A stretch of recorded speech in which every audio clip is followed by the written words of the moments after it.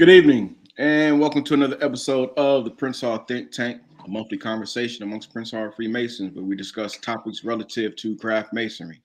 My name is Brother Antonio Caffey, and I'm a very proud past master of St. Mark's Lodge Number 7, located in Columbus, Ohio, where presently Worshipful Brother Michael Liggins serves as Worshipful Master.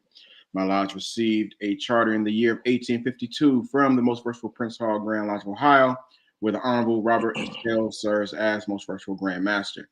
Before I let the brothers introduce themselves, I would like to state that the views and opinions that are expressed by us this evening in no way reflect the views and opinions of the lodges and Grand Lodges that we hold membership in. Also, if you have not already done so, please make sure that you like and subscribe to our YouTube channel so that you can stay up to date with the Think Tank. As always, if you have any questions during the presentation this evening, go ahead and use that chat option. And if we have time near the end of our broadcast, we'll make sure that we answer some of those questions. At this time, I'll let the brothers introduce themselves, starting with Dave. All right. Good evening. My name is Brother Dave Gillard, proud past master of the Mount Pisgah Lodge number 53, located in Columbus, Georgia, which has been in establishment since, or in existence since December 21st, 1888. Our worshipful master is Roy Lyon Allen. I also have the pleasure of serving as the worshipful grand historian for the Most Worshipful Prince Hall Grand Lodge of Georgia, where the Honorable Primus T. James serves as our Most Worshipful Grand Master. Uh, as always, pleasure being here tonight, and go Knicks. Starting out early. All right, next up, James. Good evening, everybody. My name is James R. Morgan III. I'm a proud past master of Corinthian Lodge number 18, located in Washington, D.C., which operates under the auspices of the Most Worshipful Prince Hall Grand Lodge of the District of Columbia, where I'm honored to serve as the Worshipful Grand Historian and Archivist. My Most Worshipful Grand Master is none other than the Honorable Glenn N. Ruffin, and I just want to say I'm very glad to be here on the Prince Hall Think Tank. Happy Black History Month. And for those of you all who came and supported our Black History program yesterday here in DC, we thank you so much. I was honored to chair that program. Good evening. Thank you. Damien. Good evening, all. Brother Damian Jack, proud past master of Paul Drayton Lodge number 7 near Charlotte, North Carolina, where worshipful brother Malcolm McClendon serves as our worshipful master. Our lodge is a constituent lodge under the auspices of the Most Worshipful Prince Hall Grand Lodge of North Carolina, where the Honorable Daniel L. D.T. Thompson serves as our 24th Most Worshipful Grand Master, and where I have the honor and pleasure of serving as the Worshipful Grand Orator. It's an honor and pleasure to be here this evening, and looking forward to a great show. Thank you. And our special guest this evening, Brother Sean Daniels Sr. Brother Daniels. Good evening to the Prince Hall Think Tank land. My name is Brother Daniels, Sean Daniels, from the Most Worshipful Prince Hall Grand Lodge of Georgia, where Primus T. James is our Most Worshipful Prince Hall Grand Master. I am a member of New Era Lodge 107, which I am honored to be a past master. And last but not least, I am the Grand Assistant Historian for the Prince Hall jurisdiction of Georgia, where I serve under the tutelage of Brother Dave Gillard Jr. All right, thank you, Brother Daniel. So we're definitely it's our honor to welcome Brother Daniels on tonight. So tonight we're going to discuss something that, in my opinion, is when you think about membership retention, I think it's 1A and 1B, Masonic education.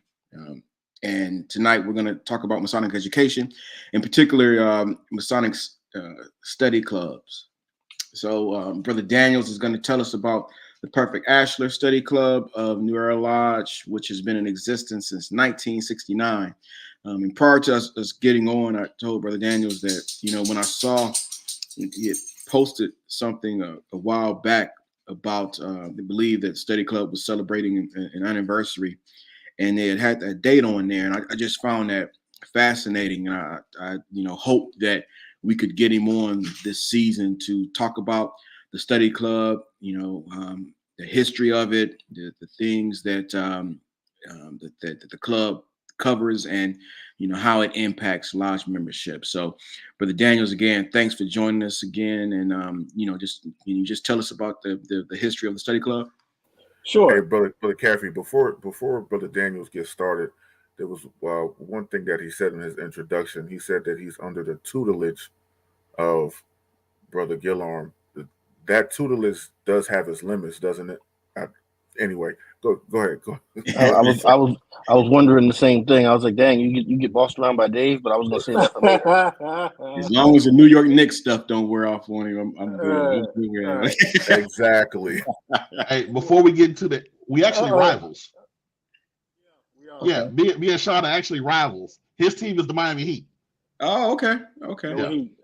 Good stuff. Go Heat. The Deep South shall rise again. You're right. So the Perfect Astro Study Club was actually started under Alexander Martin Jr., who is the father of our actual present Worshipful Master Alexander Martin III, which he gave me permission to be on the show tonight. I hope he's watching. I know your father will be proud of you, all the work you've been done in the New Era Lodge 107. But I'm not sure the attempt of the study hall, but how we use it now today is that it gives us a avenue to continue Masonic education. The Perfect Astro Study Club was established 1969, as Brother Caffey stated. And since then, in 55 years, it gives the Brothers of New Era Lodge 107 tools and implements to study more, study our degree work. I tell brothers, it's always 3 P's: practice, performance, and preparation. And in that study club gives us all 3 performances. You can practice your performance, and when you're doing your degree work, you practice and you act as an actor and make sure that when you're doing degree work, people believe you when you're saying what you're saying in the ritual. So it also gives us, and this is the funny part because within the last past 5 years, this has became true. When we're doing social events that has libations, we use the Perfect Astro Study Club instead of the lodge name with lodge emblems on it, so we won't get a bad rap of them Masons. That's how they do all drink.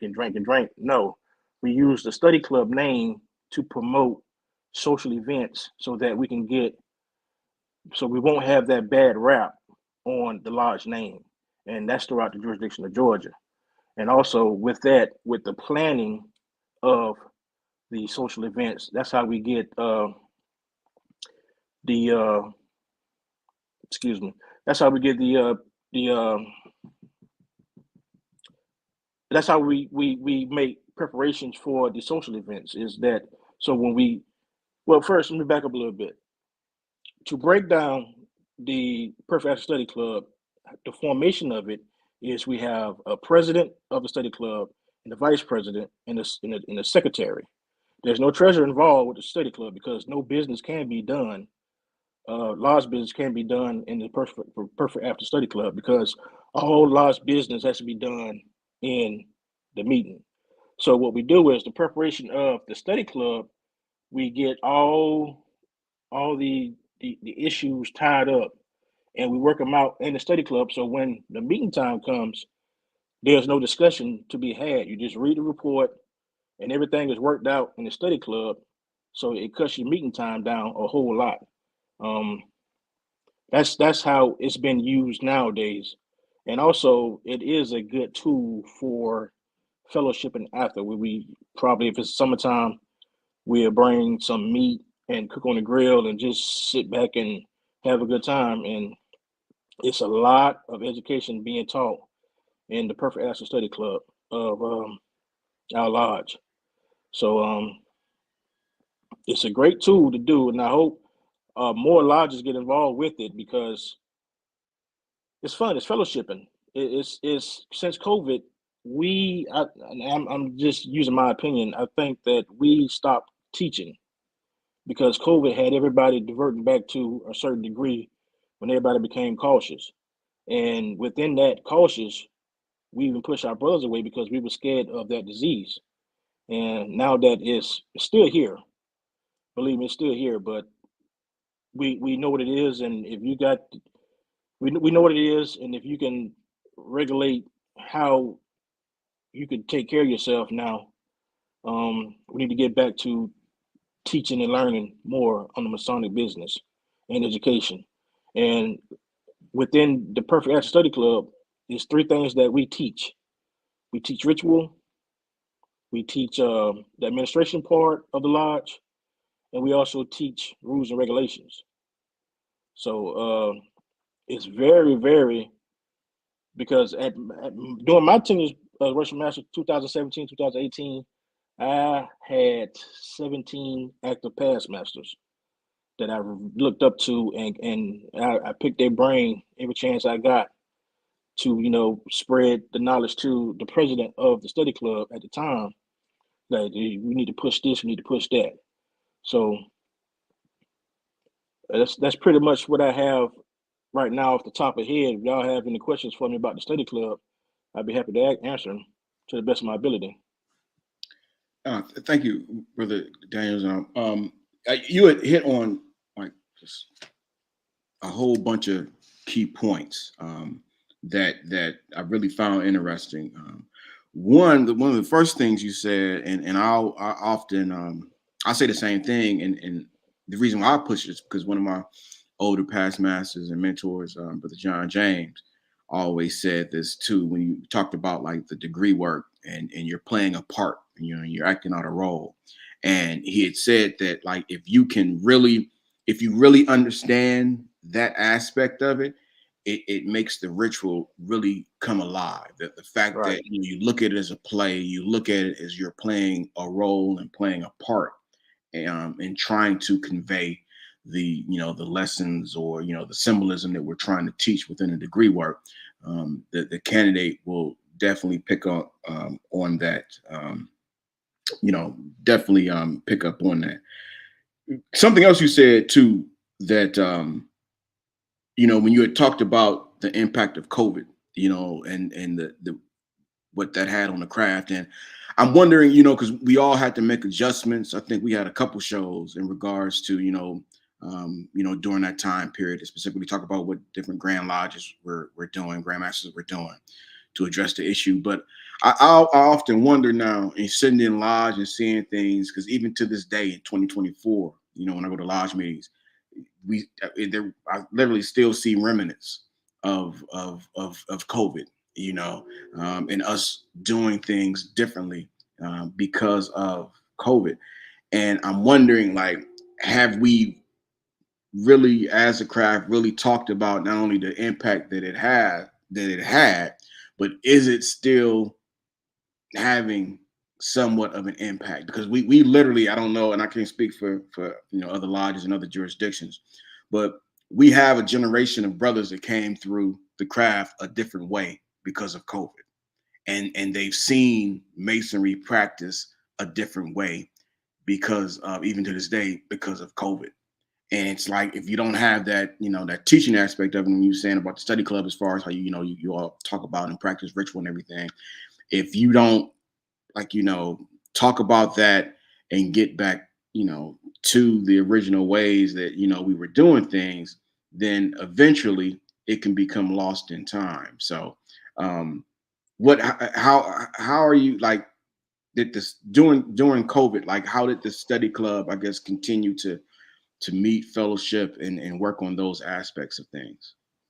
Well, during the COVID years, the jurisdiction of Georgia shut down. Our meetings was on Zoom, so we did not do Zoom study hall. We call it study hall, but we did not do Zoom meetings for study hall. We only did Zoom meetings for the communication aspect business of the lodge. If I can go back in time, I would really, really influence the brothers to keep studying, because like you say, if you don't use it, you lose it. And I believe I don't see that happening, but even me, usually I could if no somebody didn't show up in the lodge, I could sit in any position of the lodge and just spit it out. But after COVID, I was like, what? Ooh, had to step back and say, well, I got rest of myself. So And I know if I got rusted, I know other people have got rusted with it as well. But it's just something you got to keep using. And I hope we can get back to going strong. And that's just not my loss, it's just for everybody like we were. Because I'm gonna tell you, like a past master told me, and his name is Kirby Turner. He always say that the Freemasonry, the preparation of Freemasonry is done behind the four walls of the lodge. Freemasonry is done out in the public to promote the tenets of Freemasonry. You can't do it inside the four walls of the lodge. So that's why we practice Freemasonry behind the four walls to look good in the public, and not just look good, but actually to be that character that we look for as Masons to the lodge, to because we don't recruit. So if a guy in the public seeing us at a community service event, interesting. May I ask one of them a question about how to become one. So Definitely. Brothers, if you have any questions too. Yeah, It's not necessarily a question, but I think more of a comment. I think going off of what you were saying, Brother Caffey, about what was done with COVID. I believe that it was a lot of it was positive and negatives, and I think sometimes we see the negative when we go back in person, because we were not allowed to to practice in the ways that we used to, because of the platform, and the platform not being as private as one would think, or one would hope. But I also believe that there were also positives that came out of this when we talk about study clubs. I look at Doric Lodge number 53, most worshipful Prince Hall Grand Lodge in New York, that have their Wednesday study sessions. I look at North Star Lodge number 1 out of the jurisdiction of Illinois, that has Zooms every fourth Monday, or even the Grand Lodge of Nova Scotia that has the study sessions every Sunday. So and because of those platforms, a lot of relationships have been formed, of which we may have otherwise been perpetually at at a distance. We may not have met them at a at the time that we have. So I think that even in the during the pandemic, we found a way to adapt. But now it's and I think we can still use that way as far as adapting. And part of it, we were allowed to we were able to get a little bit more people to participate that normally wouldn't, to attend the meeting in the comforts of their own home. But now it's time to get the discipline back of getting back in person and getting getting re-engaged. And I think that's where we get lost as far as the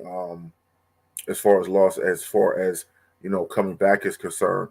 My question to you, Brother Daniels, and getting back to those old ways, are you or not to the old ways, but to the ways of tradition? Are you looking at, or are you doing more of a back to the basics type of program, or what would you say you would be doing currently as far as educating in your study club? well, the current worship master Alexander Martin III is providing us with instructions of getting back to teaching true Masonic ways of the old days. Um, this year, I could say we've had some very nice study hall sessions. The one with the picture that y'all seen on Facebook, that was tremendous. It was very informative. So it's stuff like that. You just promoting it within the lodge, getting the brothers together is a good way of getting the brothers. Hey, let's step it up. Let's get back to studying and practicing what we preach, because that's what it's all about. the camaraderie. Past Pastor Daniels, I do have a question. Like many moons ago, I visited Sunset Lodge number 76 in El Paso, and they were doing a study session. It was being hosted by, I think, a past master or the current worship master, a Pride of the West Lodge. I want to say that the topic at the time was about planning for retirement.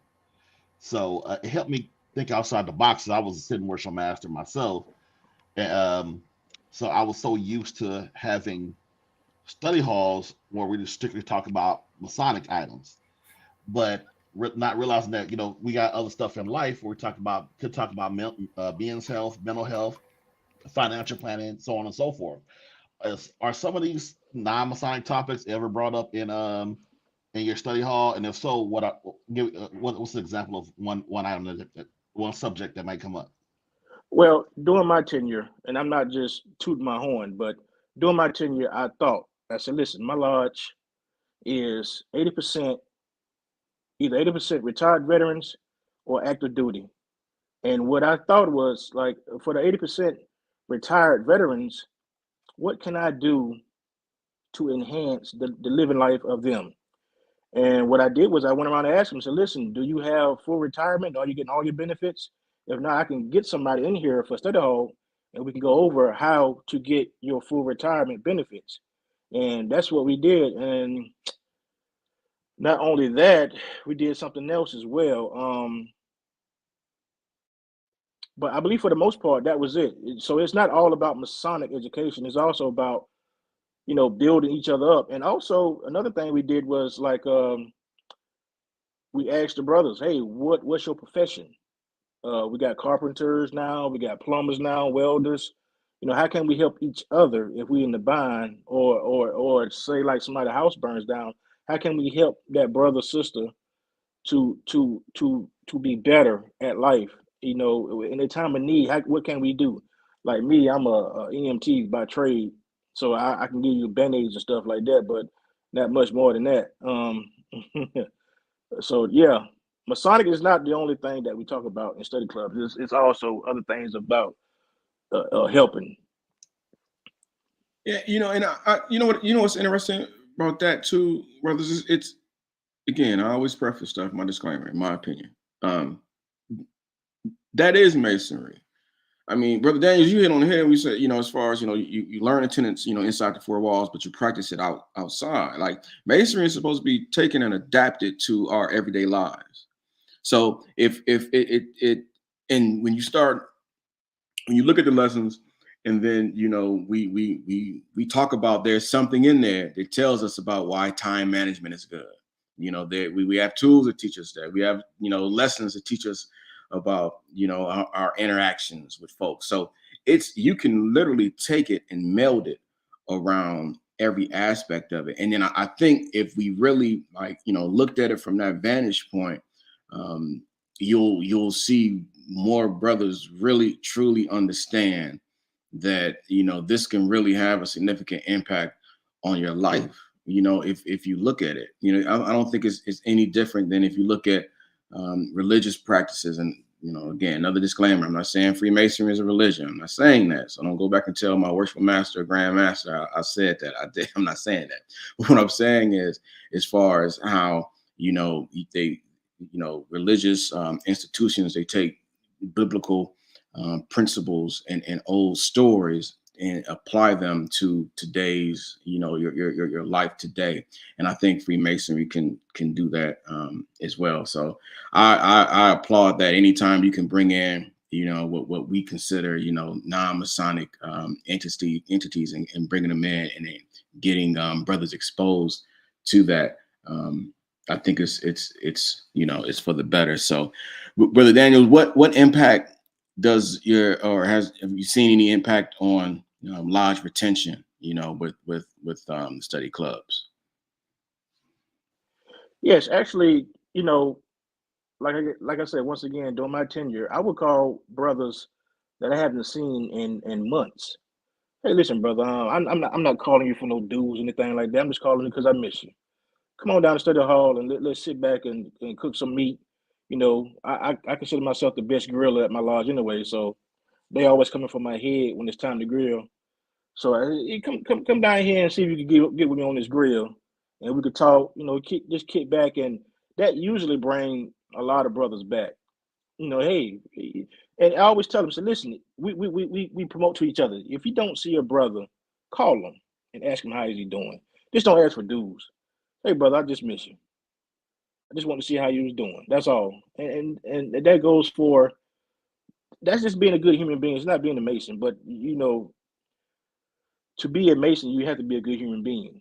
You have to have those precepts, those good Christian precepts. So that's the retention. You know, it's always up and down, but it takes us to get the brothers to come back. You have to make them hungry to come back, like my good meat I cook on the grill. So that usually works. So, brother Daniels, I just want to step in here for a second. This is about the third or fourth time you done promoted your barbecue skills. So when myself and brother Jack come down there, you Absolutely. know, we want to let you know ahead of time. Don't you talk yourself into this? I All hope right. y'all eat pork. I do not eat pork, Absolutely. but I do not eat pork. I got you. I Absolutely. got you. Absolutely. I got you. You know, Absolutely. I do. I have limitations, but we could talk about that. I got chicken. I'm the best chicken cooker too. Okay. Okay. Wow. We'll have to see what's going on with that. Gotcha. My question for you is what do you think is the kind of the secret sauce, if you don't mind sharing with us, with regards to the longevity of the study club that you all have in your lodge? The secret sauce is the brothers working together for one common goal. Like I always say, when you successful, we all successful. It's just not one person. It takes a team to make something be successful, whatever you do. And I promoted that. When you make it, we all make it. It just ain't about you. It's about us. And I teach leadership can be taught to certain people. So you just have to tell them. So listen, when you talking to us, there's no I. There's no my committee, my lodge. Well, I do love my lodge. You could say that, but my committee, my rules, my regulations. No, that's not going to fly because we all alpha males at some point. And when you start talking alpha males that way, you lose them. So it has to be about us, we, the team. Because like I said, once we make it, you make it, we all make it. No man stoops so low when you helping another brother pull him up. Yeah, and I think another thing too, key point you said. I think when you reach out to brothers you may not have seen in a while, and you invite them out to the study club. I think that study club is it's almost like it's an informal, like come on out to this where it's a little less formal, so it may not be as intimidating like for a brother that may not have been in a lodge meeting in a while, so he may have forgotten a few things and don't want to really seem don't want to be put in what he may perceive as an embarrassing situation. But that study club is less a little laid back, come on out and easing brothers back in. But the key, and I even reading some of the comments so far, and then you'll hear this too from a lot of brothers. It's like you said, like, don't just call me when it's time to pay dues. Right. That's a quick way of losing a lot of people that you're trying to come on trying to get back in. So that's a great point. So if I may, Brother Caffey, before you move forward, Yep. the study club that we have is very much laid back. I mean, it's not dress up. It's come as you are, come comfortable. And brothers that's feel I don't know if y'all heard the term rusted out. You can't come you come to study hub you come to study club after because the business that we're talking about, you can't be a part of that until you rust back in or however you do it. But after the study club, we go downstairs and we know, hey brother, how you doing? Let's talk. Let's relax. So that's how we get the retention back up as well also. I just want to make sure I made that clear that we are not out, doing anything wrong. So would you say, Brother Daniels, that your study club would be um, a safe space, where brothers can come and um, get out, express, their feelings, not just because, like Brother Caffey said, you know, the lessons and principles we learned in Masonry, we're supposed to apply them in our daily lives, right? So one of the main lessons that we learn in Freemasonry is that lesson of relief, of Right. how to be a relief to that brother, and so many times it is said that we as brothers, as black men in particular, we don't have that safe space to where we can uh freely talk about our issues, what's bothering us, what's going on with us, and we end up being what I like to call walking volcanoes, because we hold stuff in until we erupt, and by that time people don't look at what's going on within us, they're just looking at the behavior. So would you say your study club would be that safe space where brothers can come in and express themselves, be vulnerable, and get that weight off them? Absolutely. Just recently, we had a brother that fell by the wayside, and he came up to study hall, and he was talking to me about everything that was going on in his life, and he got off a lot on his chest just by me being there talking to him. And absolutely, it's a safe space for brothers to come relax and get some off your chest, or just relax. Yeah, absolutely. Yeah, because I mean, again, it's and this is interesting too, because so we've talked about this in previous shows, but we all understand that like masonry does have a set way that we do things, from opening the lodge, conducting business, um, and closing the lodge. Everything is prescribed. It has to be done this way, to maintain regularity and some other things. So I think, to Brother Jack's point, I think sometimes, like within a meeting, it doesn't afford the opportunity for a brother to, you know, um, I guess, be vulnerable or come, to the door, dealing with the issue or whatever. I mean, he's going to come to the door dealing with issues, but like as far as getting some assistance or needed help or just an ear to talk to, you know, there's really, if you think about how our meetings are structured, like there's no room for that per se, like within the meeting. So like you said, like with the study club and other, entities like that the lodges have, I think is really, really valuable because it provides that opportunity to just, brother, what's going on with you? You're on my mind, you know, share, what's going on within that brotherly, still that Masonic, under that Masonic protection of brotherhood, but not in that formal way within that lodge that really, we may not have space for that. So that's a great thing. Yeah, it's definitely a good thing. Um, so you had also spoke to, and which I found interesting. I've heard this done before too, and I think we did it a couple times years and years ago in my lodge. But you said you used it, that you all use your study club to, I guess, you may use your study club to conduct things outside of the lodge, instead of having the lodge put it on. The study club does it, and it gives you more flexibility and more opportunities to do things. Correct? Right, right. Okay. All right. And you all found great success with that over the years? That's the way it's been done since I became a member of the lodge. So I don't know if that was. I take it back. It became a rule around 2000. After 2000, between 2010 and 2015, it became a rule that we utilize the study club as to promote fundraisers or any kind of thing dealing with donations of the lodge, and do not put your lodge name on that flyer, or you will get a call from somebody with a purple and gold collar. Um, but yeah, yeah, that's just been the rule since I became. So I'm almost positive that that's what it was established for back in 1969.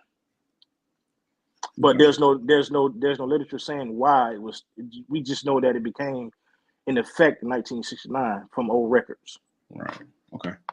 Okay. And how often is it a weekly? Is it a weekly? You all get together weekly, monthly? Like what's the cadence, the meeting cadence? It's weekly, Okay. except for holidays or holiday weekend. Okay. All right. Cool. So, brothers, I think before we go to the audience questions, one question I would want to throw out there for everyone, and have a brief discussion on. Like, so say if I'm listening to tonight's show, my lodge doesn't have a study club. Like, help me, like walk me through like what I should be. How could I start one? Like, what are some of the things that I should do if I'm just starting from scratch? Just open that for discussion to everyone. I think one of the really important things about something like that is trying to make sure that you are cognizant of the calendar of your lodge, and we don't have districts in the District of Columbia because we're so small, but be cognizant of the calendar. And and if you're starting something new, once it's agreed upon, to try to stick to that for regularity's sake. Um, I'm a big stickler for calendars, and I really, especially at the point I'm at in my life right now, I really don't have a lot of ability for meetings that are going to be constantly rescheduled or moved around and whatnot. And so that's something I think that's we kind of it's a skill and something that we're taught, very early in our Masonic walk. But it's something I don't think, even when it comes to individuals going beyond their lodge or their chapter, a lot of times we don't think about, well, when does this organization meet, and am I able to commit to that on a regular basis? I think that's one of the really important things that we need to, not neglect, if that makes sense. Um, in my opinion, I think start off easy. Like you don't have to start off a study club and immediately jump off and get to Damien Jack level. Everybody can't do that. Uh, so you start easy, um, and go with what you do know. Like say you just start talking about the first degree, and everybody that's associated with that will be coming to that study club, they pick out a different portion of that first degree, and then they start to research it from every angle. And then when you all meet up, then you could talk about that first degree. It don't have to be something extreme. You don't have to go out the box. You start very small, and start using that. Start using other things that you will have to do. You know that it's a part of life. A brother's gonna pass away, so start using that to rehearse last rites. We have a saying in my lodge: you stay ready, you don't have to get ready. So uh, you don't never know when somebody's gonna pass away, but if they pass away and then you start practicing, you're already behind the power curve. But if you start doing that stuff early enough, then you can get that into that routine, so that when in the unfortunate event that does happen, you'll be ready for it. So you can start this when you start the study club off from the beginning. Just start off with stuff that you know you have to do. Start off just doing small lectures about the first degree. Start off practicing your last rites or whatever other ceremonies that you know you have to do. I think for me, um, in establishing a study club, I would first start with the foundation. What is the overall theme of the study club going to be? Um, and having that foundation and knowing the path that you want to be on, to do the best not to veer off from that path. So an example for me, those that understand me know that I'm a big stickler as far as application. You know, how are we going to use these lessons and principles to apply to our daily lives, right? So for me, the theme, if I was to start a study club, it would be self improvement and application. We know that Masonry is all about self-improvement, right? So we know we could take, a degree and be on that degree for months, So let's talk about a particular going off of what Dave was talking about. Let's take certain aspects of each degree. Okay, let's talk about what this what this principle is about, what this lesson is about, and then let's have a real conversation. Like, we're not having these study clubs so that we can develop parrot masons. We have enough parrot masons out in the world that can recite and have no understanding of what it is they're regurgitating, right? So if we want to develop and understand, and let's talk about this principle. And number one, let's talk about how have you applied it to your life. How is it working for you? Give me an example. Brother Caffrey, you talked about on how to properly prioritize our time. Give an example of how you've learned to prioritize your time. Give an example of how you have learned to get rid of those things that you used to do in order for you to be a better person. How is that working? What are some pros or some cons? What do you think that you need to improve on? Because everything is about improvement. So for me, it would be setting that foundation and knowing that we're talking about self-improvement and advancement, and then know that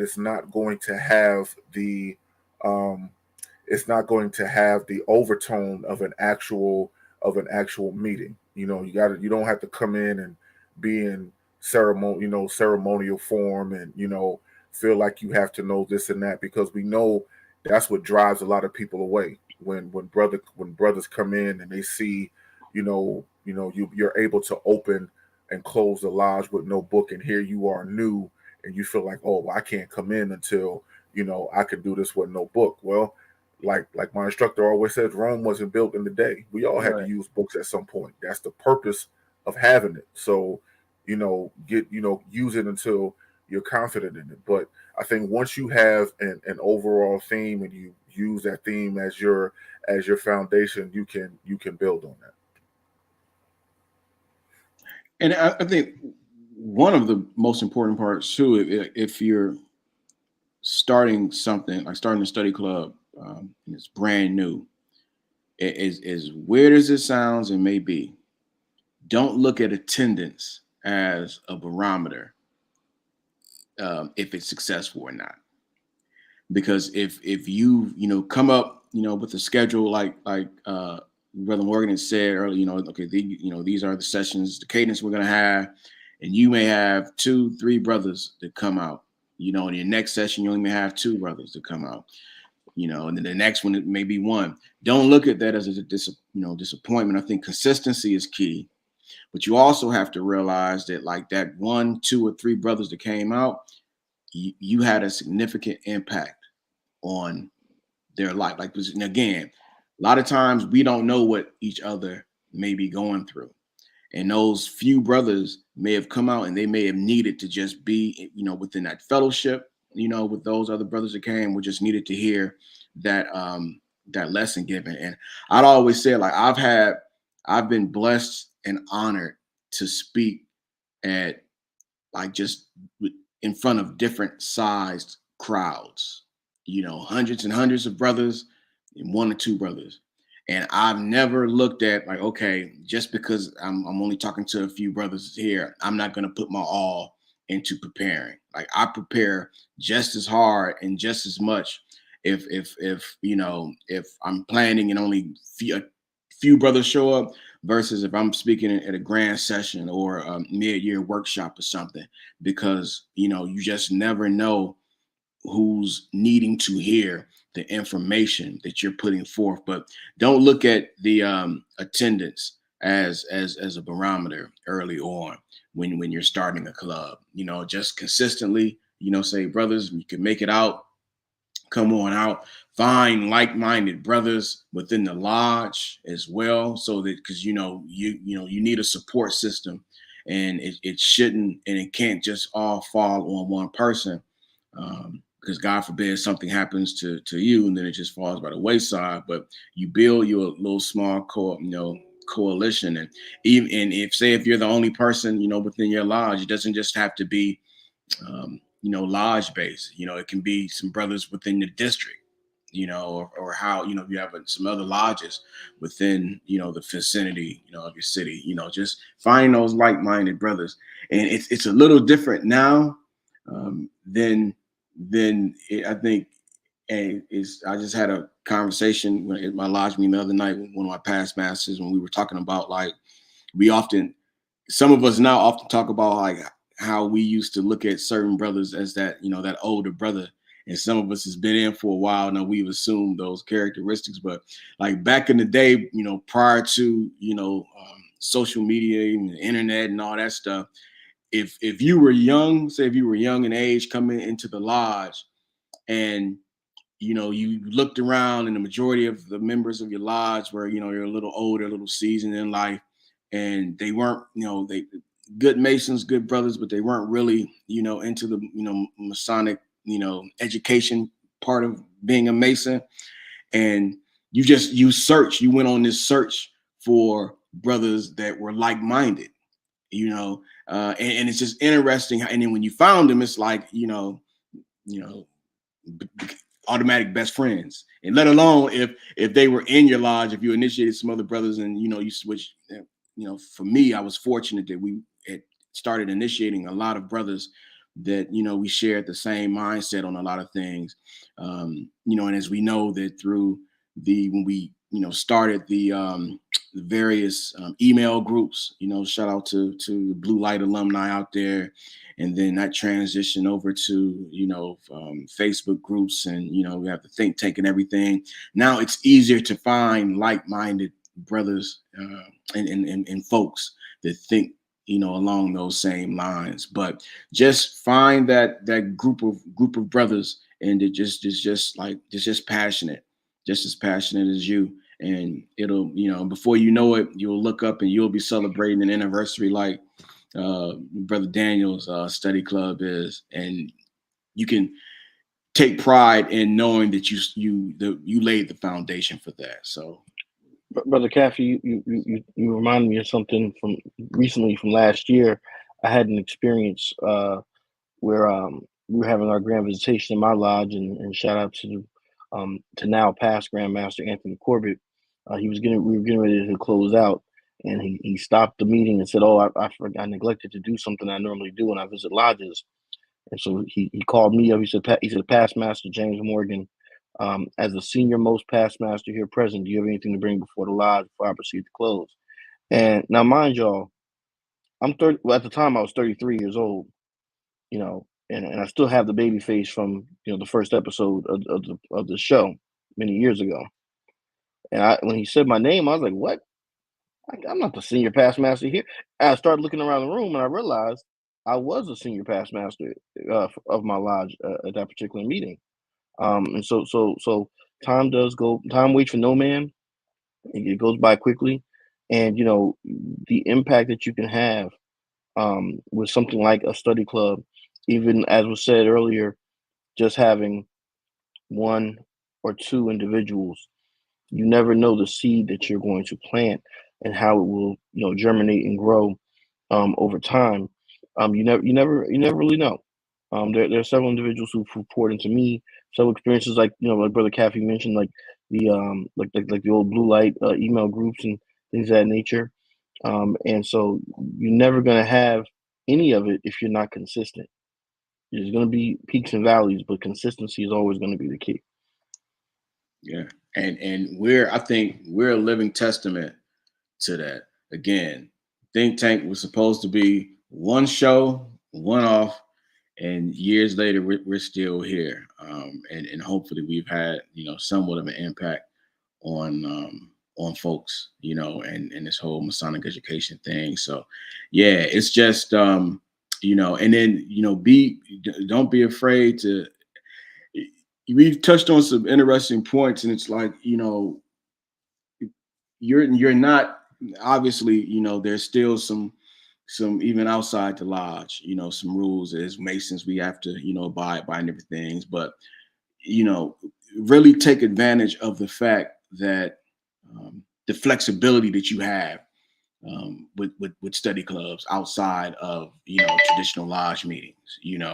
Um, I know we used to do in my administration and some other brothers' administrations. We loved setting up visits to some of our older members' houses.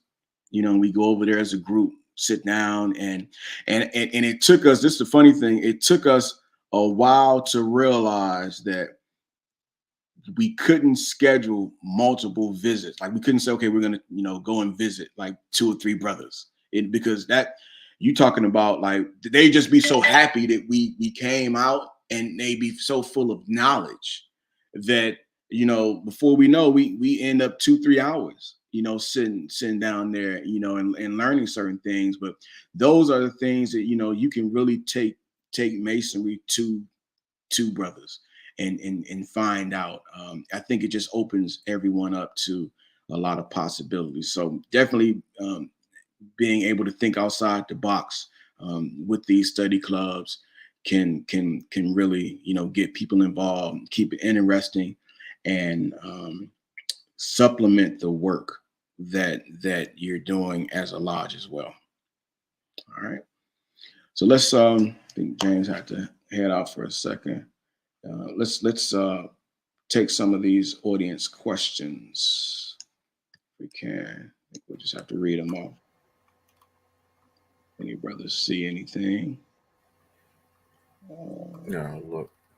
That's a good one. Okay.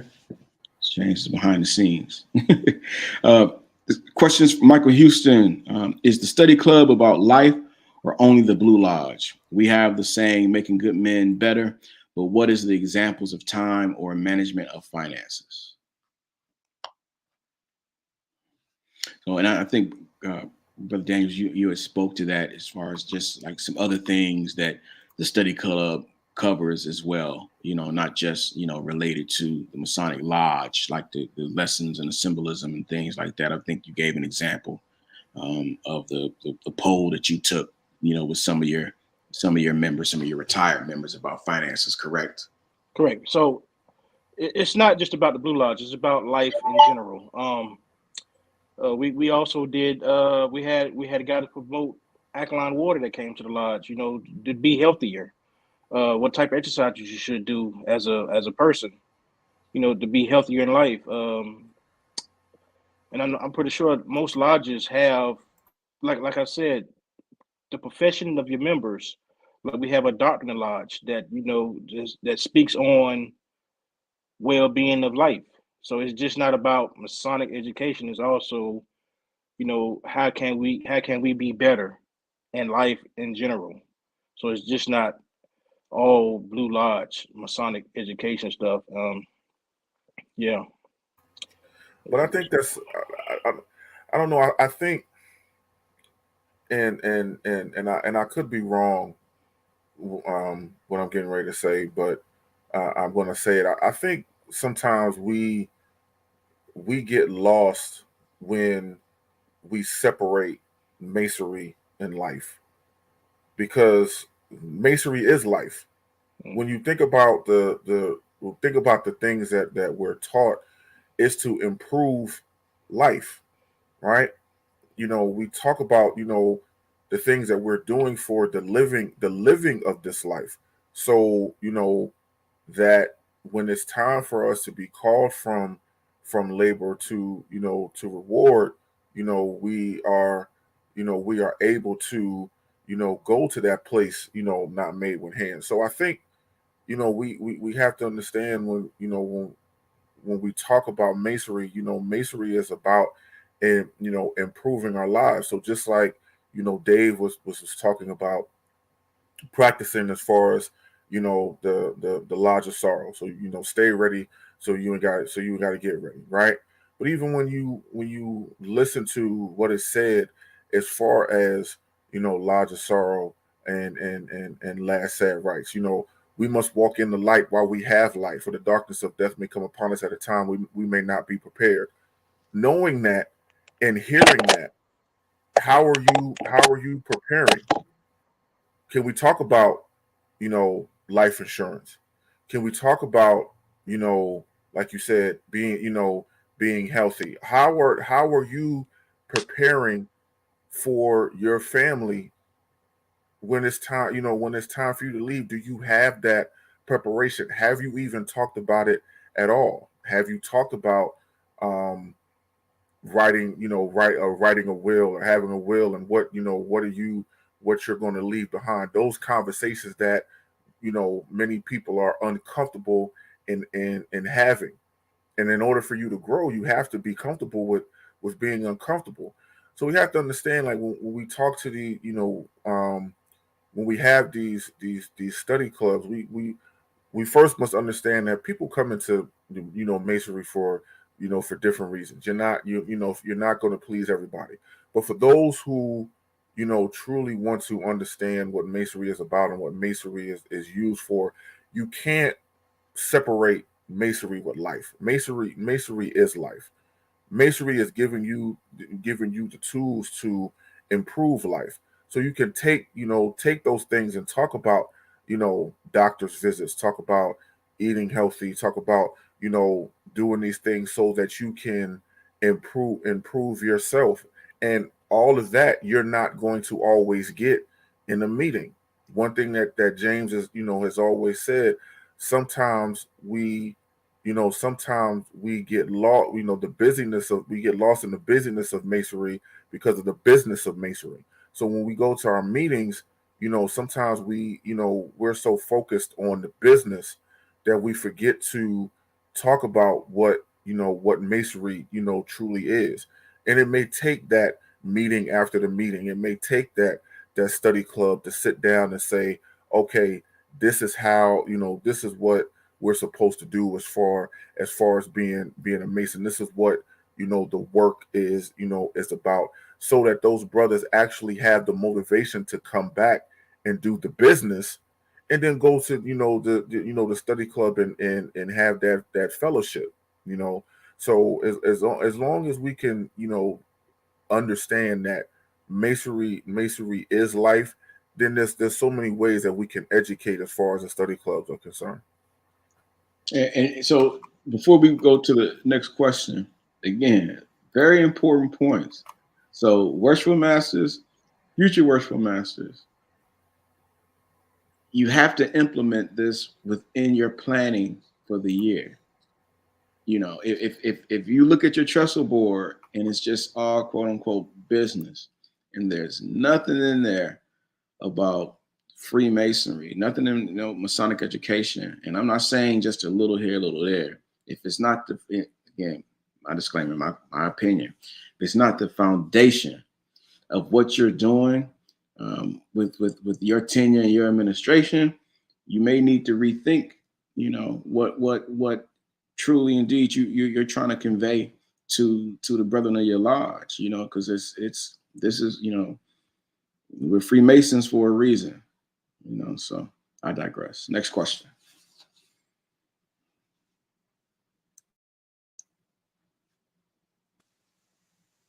Sister Christina Hackett, Sister Lodge sends brothers whom we need into chapters. Does the study club ever cover what a master mason needs to know before recommending him to an OES chapter?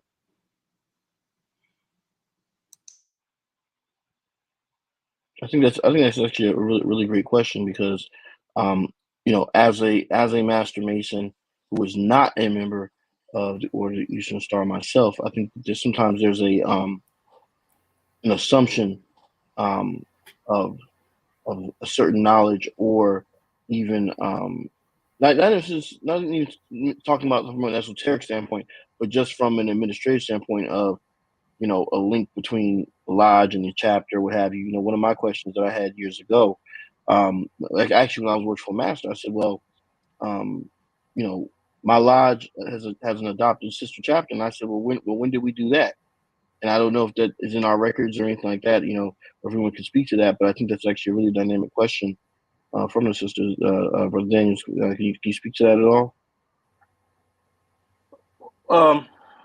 I can't. because there's a lot of rules and regulations that, in order to speak about the subject, I would have to reveal some rules and regulations that I don't feel comfortable with talking about in public.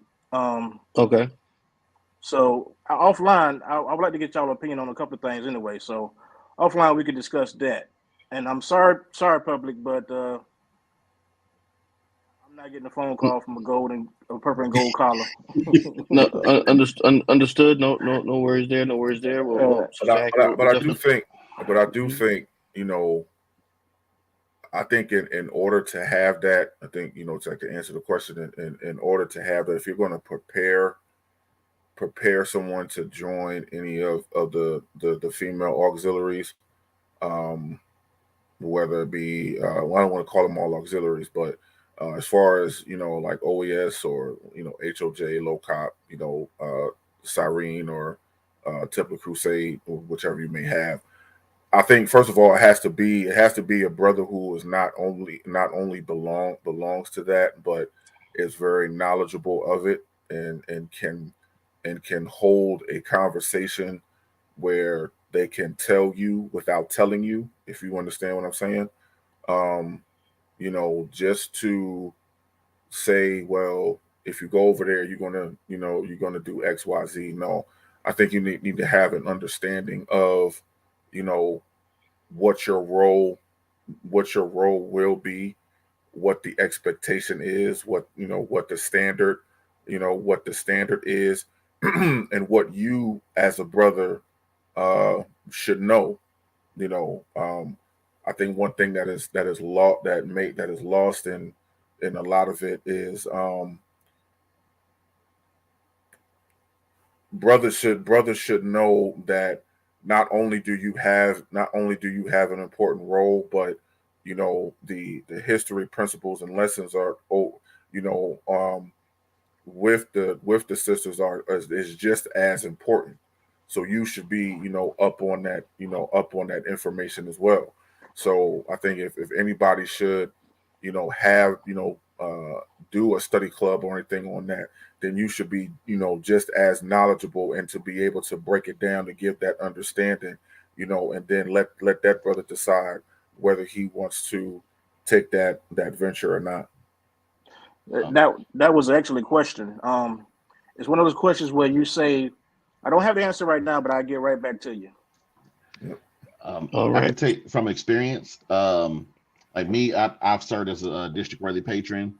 I think Brother Jack served as a past patron. It would be great. I mean, that is a great idea to have. Maybe you have your past patrons that's in the lodge prepare that brother to be a patron in the OES chapter. That in a perfect world, that would be great if that were to happen. It isn't available all the time. Sometimes a brother just gets thrown to the quote, for lack of a better term, gets thrown to the wolves, and you know he has to learn on the fly about how to be a patron in that chapter. But in a perfect world, yeah, it would be great if you had past patrons of the lodge, prep that brother and give him all the tools that he needs that he needs before he steps into that OES chapter. Awesome. Well, thank you all for that as well. So, Sister Hackett, I guess we'll have to get back to you on that particular question as well. And yeah, I think that's pretty much where we're at. I do want to. I'm not sure who this individual is, but it said 240606 KTT says, as a recently raised brother, the study club makes me feel more relaxed and continues to feel the passion to learn more. I'm not sure if you know who that is, Brother Daniels, but I'm assuming they're a member of your lodge.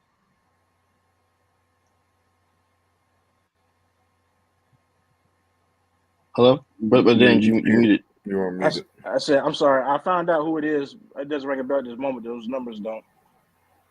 Okay, very good, very good.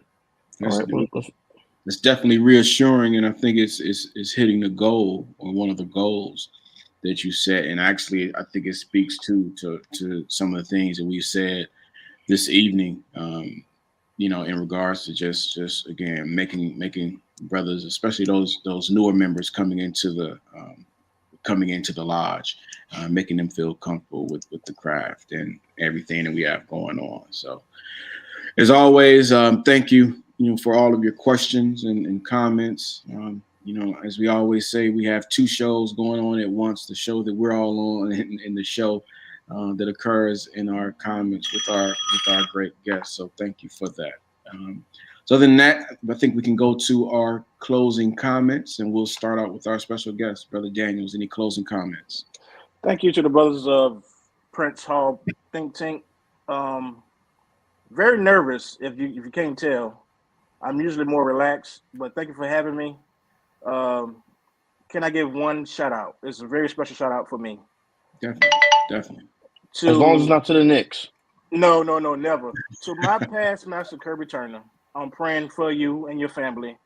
He lost his wife this week, and what you done for me in 2017, my mom passed, it still sticks with me. And just know that you are in my prayers, you and your family. And I'm greatly sorry for your loss.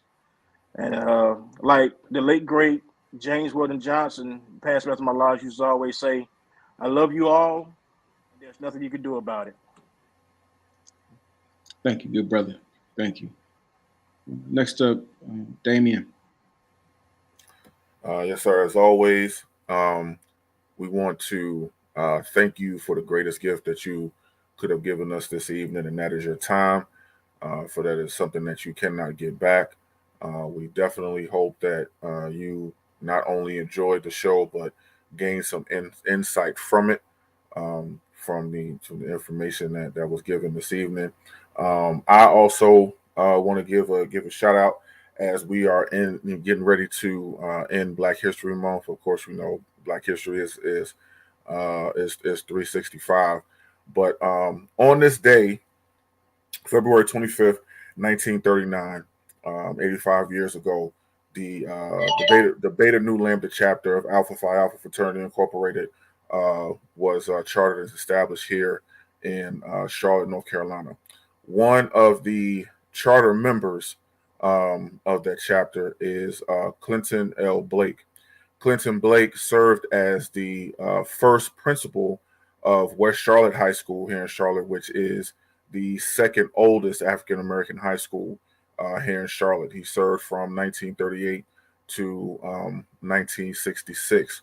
Now, what makes that history great is the fact that not only of what he's done is being a charter member of the grad chapter of Alpha and being the first principal of West Charlotte High School, but his brother was none other than past imperial potentate Caesar Robert Blake Jr.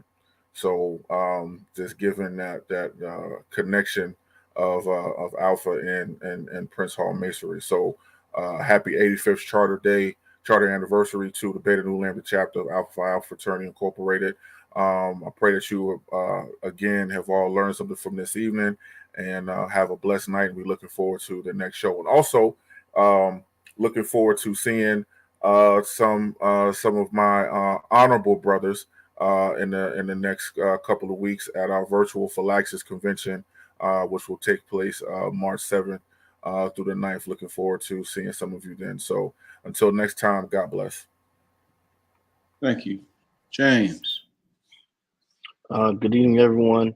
I just want to thank, of course, our special guest, Brother Sean L. Daniels Sr., for this wonderful presentation and information. It was definitely enlightening. I love when we do shows like this when we're able to kind of get back to the basics and fundamentals of what Freemasonry is all about. And because sometimes we lose those lessons and even sometimes those mechanics of that teaching and learning process. So I want to thank you very much for being here with us. And even though I don't dine on swine, I am going to hold you to that title you said of being the best man in your lodge on the grill. We're gonna have to we're gonna have to test that at some point in time and whatnot. So I definitely appreciate that.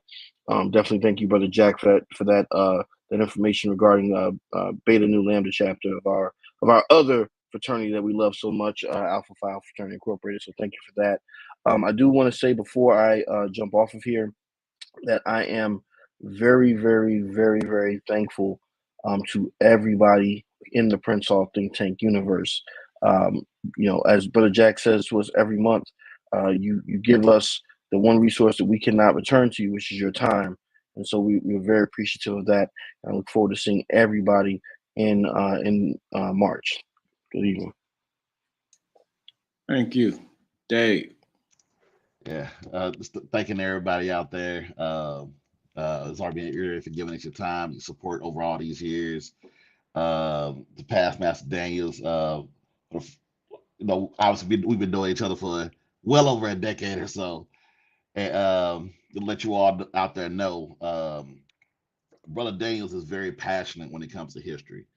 When I first time I came to Augusta, well, not one of the first, well, the first time I linked up with him in Augusta, I think it was during Georgia Gala Day. And if you know me, when it comes to shrine events, I'm gonna go do some Blue House stuff.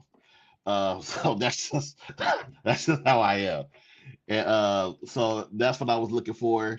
And I linked up with Sean, and then we did a tour of the cemetery. And Brother Sean had already been researching people's grave, who they were, where they were buried at. He had been doing this stuff for years prior to. And so when he was on board, he was like, he was all he did was want to research. He wasn't looking for titles. That's not who he is. All he does is want to work. He's been a great asset to the Georgia historical team, and I'm glad to work with him for all these years. So I believe in giving somebody their flowers while they can still smell them. And I tell you this all the time, Brother Sean. You're an outstanding researcher. But when it comes to study sessions, I definitely got to give a shout out to Most Worshipful Grand Master Abdullah Mustafa Thomas from the Prince Hall Grand Lodge of Alaska, for the establishment of York Wright study halls, Past Master Malcolm Free, Past Master William Brennan, Past Master Victor Cruz, Past Master Courtney Boss. I could go on, but those York Wright study sessions are impactful. Just listen to the younger brothers who just come through York Wright, and now they get a deeper understanding of what they actually went through. This stuff is really important because now they don't feel like they just paid their money just to get something. Now they're actually learning. And Past Master Malcolm Free is one of the ones who facilitate these York Wright study sessions, and he does an amazing job of breaking down this stuff. And that's, I guess, with a big component of keeping people engaged is when they're constantly learning about something. So definitely got a shout out to my jurisdiction, Alaska York Wright, for the study sessions. And as always, y'all already know how this ends. I was telling myself the whole time, well, you already said something about the Knicks in the beginning. You can probably let it slide, but who would I be if I did that? And it's Black History Month. Why would I? What does Black History Month have to do with the Knicks? Okay, you said, what does Black History Month have to do with the Knicks? Why'd you ask the question? This is gonna be a homework assignment to look about one of the first Black players to play in the NBA and what team he played for. So that's what it has to do with Black History Month. Well, as always, I thought you were gonna say the last time the Knicks won a championship, but never mind. Go ahead, man. Go ahead.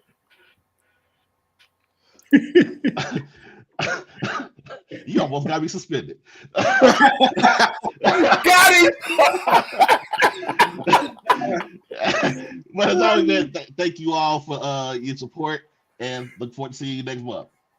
Hey, before we log off, I just want to acknowledge something. I want to acknowledge Brother Antonio Caffey. He thought he was going to hide, but I want to acknowledge Brother Caffey wearing a Howard University shirt.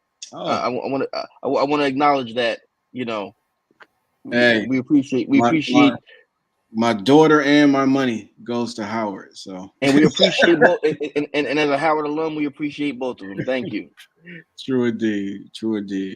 So thank you again, to everyone, and our special guest, Brother Daniels. Thank you for being on, the insight that you've given us, my fellow brothers on the think tank, and our wonderful audience. Again, it's I don't want anyone to take, take for granted. We've been doing this for a while now, and we're pushing ahead We're proud of the work that we've done, and we're really proud of the audience participation and the support that you all have given us throughout the years. So thank you for that. You know, if you really think about everything that we've talked about tonight and all of our shows when it comes to Masonic education, it's really not complicated. It's not a secret formula. And contrary to popular belief, it's not really hard to do. You know, we just have to remember again, the primary job of a Masonic lodge is to make Masons.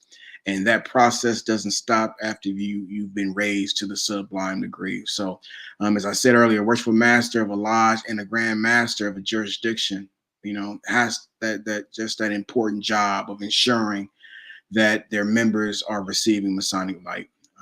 Most of you know that I've met or that know me, you know, contrary to, again, some popular belief of some of my fellow Prince Hall think tank panelists. Some people have actually met me in person. I do exist. But, you know, you all know how passionate I am about Masonic education and the need for that. So, again, you know, it really separates us from every other fraternal organization in the world. So we need to remember that. As always, thank you for joining us this evening, and let's remember to teach Masonry in our lodges. Good evening.